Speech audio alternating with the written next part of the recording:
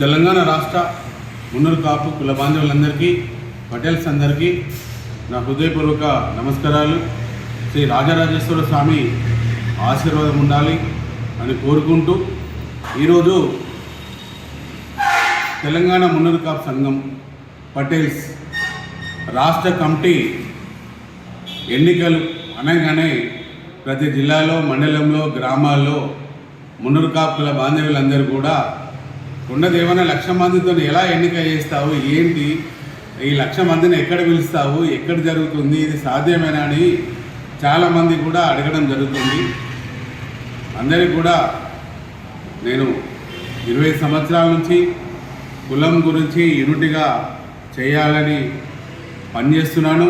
ఈరోజు ఎంతవరకు మనము ముందుకు తీసుకొచ్చినానో మీ అందరికీ తెలుసు. అలాగే ఈరోజు ఇంకా వేరే మాటలకు వెళ్లకుండా ఓన్లీ ఎలక్షన్ గురించే నేను ఈరోజు మీ అందరికీ తెలియజేస్తున్నాను. ప్రతి ఒక్క మున్నూరు కాపు బిడ్డ కూడా, మున్నూరు కాపు కుల బాంధవ్యులు, మేధావులు, ప్రజాప్రతినిధులు, కుల సంఘ నాయకులు ప్రతి ఒక్కరు కూడా దయచేసి 2 నిమిషాలు విని దీనిని ఎలా ముందుకు తీసుకెళ్తున్నాడు అనేది మీరు అర్థం చేసుకొని ఈ ఎన్నికలు సజావుగా జరిగేందుకు అందరు సహకరించాలని కోరుతూ, మరి ఈరోజు ప్రజాస్వామ్య పద్ధతిలో గ్రామ, మండల, నియోజకవర్గ, మున్సిపల్, వార్డు కమిటీ సభ్యుల ద్వారా గ్రామ సంఘాల డేటా తీసుకొని మనము దాని ద్వారా రాష్ట్ర కమిటీ ఎన్నికలు మన బ్యాలెట్ పేపర్ ద్వారా కానీ లేకపోతే ఒక యాప్ ద్వారా కానీ మీరు ఉన్న గ్రామ సంఘంలో మీ యొక్క ఓటు ద్వారా రాష్ట్ర కమిటీని సుమారు 1,00,000 మంది మున్నూరు కాపు కుల బాంధవ్యులు ఓటు ద్వారా ప్రజాస్వామ్య పద్ధతిలో ఎన్నికలు జరుపుటకు ప్రతి జిల్లా నుండి 6 సభ్యులను తీసుకోవడం జరుగుతుంది. మీరు 6 సభ్యులు అంటే జిల్లా అధ్యక్షులు కూడా ఉన్నవారు, ఎన్నికల జిల్లా కన్వీనర్గా మీరు ఉంటారు. మిగతా ఒక 5 నియోజకవర్గానికి ఒకరైనా ఒక 5 సభ్యులను కో కన్వీనర్లుగా తీసుకుంటున్నాము, నియమించడం జరుగుతుంది. అంటే జిల్లాలో 6 సభ్యులు కన్వీనర్, 5 కో కన్వీనర్లు. అలాగే నియోజకవర్గంలో ఒక కన్వీనరు, ఒక 5 కో కన్వీనర్లు. అలాగే మండలం నుండి ప్రతి మండల సంఘం నుండి అక్కడ అధ్యక్షుడు కన్వీనర్గా ఉంటారు, మిగతా 5 సభ్యులు కో కన్వీనర్గా ఉంటారు.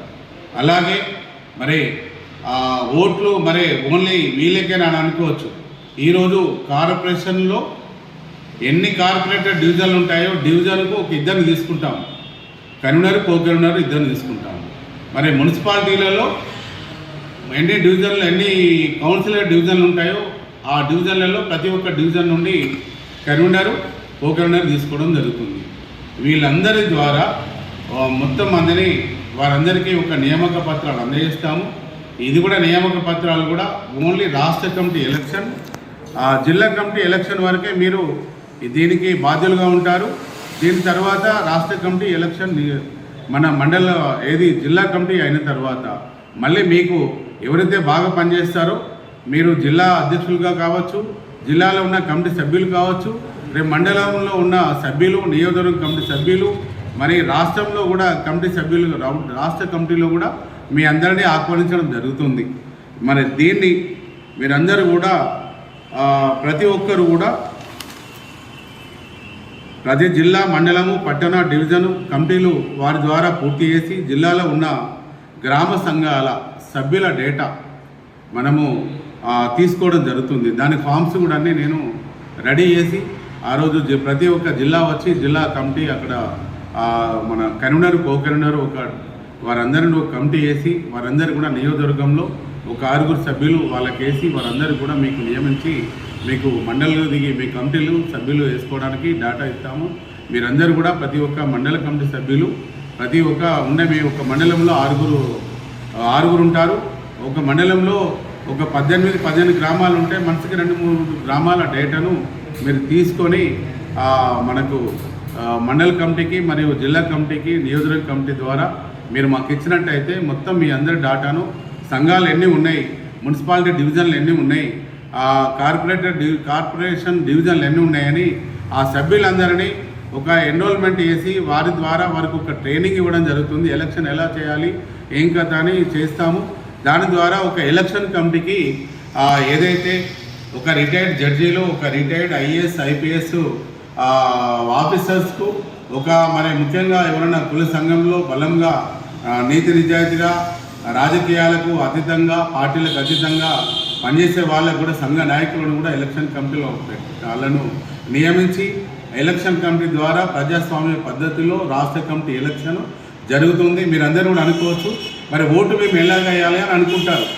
మీరు ఓటు అనేది మీరున్న గ్రామంలోనే సంఘంలోనే మీరు ఓటు వేయచ్చు. మీరు ఎక్కడికి రావాల్సిన అవసరం లేదు ఓటు వేయడానికి. రాష్ట్ర కమిటీ అధ్యక్షుడిని కమిటీని ఎన్నుకోవాలంటే మీరు బ్యాలెట్ పేపర్ ద్వారా కానీ ఆ యాప్ ద్వారా కానీ మీరు ఆ రోజు ఓటు వేసినట్టయితే ఆ దానిలో ఎవరైతే వస్తారో వాళ్ళే రేపు రాష్ట్ర అధ్యక్షుడిగా ఉంటారు. మీరు అనుకోవచ్చు, కొండదేవన్న వ్యవస్థాపక అధ్యక్షులుగా 2018 నుంచి మీరు అధ్యక్షులుగా ఉన్నారు కదా అనొచ్చు. అయ్యా, నేను అధ్యక్షులుగా ఉన్నాను, సేవ చేస్తున్నాను. ఎన్ని అవమానాలు, ఎంతమంది తిట్లు, ఎంతమంది బాధలు పడుకుంటూ కూడా ఈరోజు కుల సంఘాన్ని ముందుకు తీసుకొస్తున్నాడు. కాబట్టి మీరు ఎవరైనా రాష్ట్ర అధ్యక్షుడు కావాలంటే ఈ ఎలక్షన్లో ప్రజాస్వామ్య పద్ధతిలో జరిగే ఎన్నికలో మీరు వచ్చి కూడా దీనిలో పాల్గొని మీరు గెలిచి మన కులానికి సేవ చేయడానికి కూడా ఎవరు ఏ పార్టీలో ఉన్నా కూడా మీరు పోటీ చేయవచ్చు. 5 సంవత్సరాలు పదవీ కాలం ఉంటుంది. మీరు ఏ రాజకీయంలో ఇదివరకు ఒక కండిషన్ పెట్టినారు, ఒక రాజకీయంలో ఉన్న వాళ్ళే వాళ్ళు ఓటింగ్లో పాల్గొనొద్దన్నారు. అయ్యా, మేము మా పటేల్ సంఘం నుంచి మీరు ఏ పార్టీలో ఉన్నా మీరు అధ్యక్షుడిగా ఎన్నికల్లో పాల్గొనవచ్చు, మీరు గెలవచ్చు. కులానికి నీతి నిజాయితీగా 5 సంవత్సరాలు సేవ చేయొచ్చు. నేను రేపు పొద్దున మీరు అధ్యక్షులుగా ఎవరైనా కమిటీ ఎన్నికైనట్టయితే తప్పకుండా మీకు మా బాధ్యతలు ఇచ్చి మేము ఒక వ్యవస్థాపక సభ్యులుగా మేము సంఘానికి అండగా కూడా పనిచేస్తానే భయపడాల్సిన అవసరం లేదు. కాబట్టి మీరందరూ కూడా అధ్యక్షుడిగా పోటీ చేయడానికి రెడీ ఉండండి. రేపు పొద్దున కులానికి సేవ చేయడానికి రెడీ ఉండండి. ఈ ఎలక్షన్ అనేది జరిగిన తర్వాత మనము పటేల్ అనేది గెజిటెడ్ 1,00,000 మందితో ఎన్నికైన తర్వాత పటేల్ గెజిటెడ్ మనం సాధించుకోవాలి. తర్వాత మనకు ఏదైతే రాష్ట్ర ప్రభుత్వం ఇచ్చిన హామీలు, Munnuru Kapu corporation, finance corporation అన్నారు, వాళ్ళు సహకార సొసైటీ ఇచ్చినారు. మన బొమ్మ శ్రీరామ్ గారిని చైర్మన్గా నియమించినారు. ఎందుకంటే మరి వారికి మనం తోడుండి రేపు రాష్ట్ర ముఖ్యమంత్రి రేవంత్ రెడ్డి గారి ద్వారా మనకి ఇచ్చిన హామీలు, మేనిఫెస్టోలో పెట్టిన హామీలు, మనకు జిల్లాకు 2 ఎకరాల భూమి, మనకు బాలబాలికల హాస్టల్ భవన నిర్మాణాలు, మన పిల్లలు బయటికి వెళ్ళి చదువుకోవాలన్నా కూడా మరి నిధులు, పథకాల రూపంలో నిధులు సాధించుకోవాలి. రేపు కోకాపేటలో ఒక 50 కోట్లు తీసుకొని బిల్డింగ్ కట్టించుకోవాలి.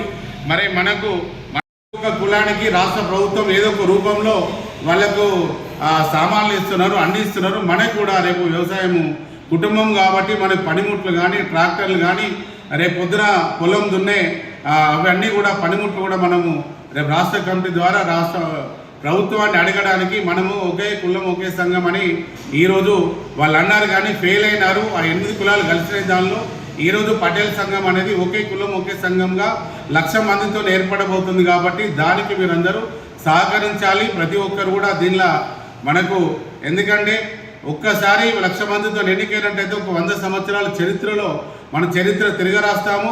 అన్ని కులాల ముందు కూడా మున్నూరు కాపు కులం ఈరోజు రాష్ట్రంలో ఎక్కువ ఉన్న కులము ఈరోజు బలంగా ముందుకెళ్తున్నదని కూడా వస్తుంది. రేపు పొద్దున రాజకీయంగా కూడా మన వాళ్ళని ఎక్కువ అన్ని పార్టీల్లో ఉన్న వాళ్ళను రేపు పొద్దున ఒక అసెంబ్లీలో కానీ, పార్లమెంట్లో కానీ, రాజ్యసభలో కానీ, ఎమ్మెల్సీగా కానీ, కార్పొరేషన్లలో నియమించుకోవడానికి మనం బలం పెరుగుతుంది. రేపు అన్నిట్లలో విజయం సాధిస్తాము. రేపు పొద్దున పరువు దక్కుతుంది. కాబట్టి ఈ పటేల్ సంఘం ఎన్నికలో ప్రతి ఒక్క మున్నూరు కాపు కుటుంబ సభ్యులు, ప్రతి ఒక్క మున్నూరు కాపు బిడ్డ సహకరించాలి. మీ డేటా, అన్ని సంఘాల డేటా మనకు ఇవ్వండి. మేము కమిటీలు ఏర్పాటు చేస్తున్నాము. ప్రతి జిల్లాలో కూడా, అన్ని జిల్లాలో కూడా నేను రావడం జరుగుతుంది. జిల్లా కమిటీలు ఏర్పాటు చేస్తాము. జిల్లా కమిటీ, మండల కమిటీ, నియోజక committee, municipal committee, corporation committee ద్వారా డేటా తీసుకొని ఒక రాష్ట్ర కమిటీ ద్వారా ఒక ఎలక్షన్ కమిటీకి అందజేస్తాము. వారి ద్వారా ప్రజాస్వామ్య పద్ధతిలో ఎన్నికలు జరుగుతాయి. ప్రతి ఒక్క మున్నూరు కాపు కుల బాంధవుడు సహకరించాలని నేను కోరుచు, మరే మీ అందరూ కూడా నేను కలుస్తాను. మీరందరూ నాకు ఏమో డౌట్స్ ఉన్నా నాకు ఫోన్ చేయండి. నేను అందరూ కూడా మీకు ఫోన్లో కూడా మీకు ఏం డౌట్ ఉన్నా కూడా నేను తెలియజేస్తాను. కాబట్టి అందరూ కూడా సహకరించాలని నేను కోరుచున్నాను. జై మున్నూరు కాపు, జై జై మున్నూరు కాపు, జై పటేల్, జై జై పటేల్.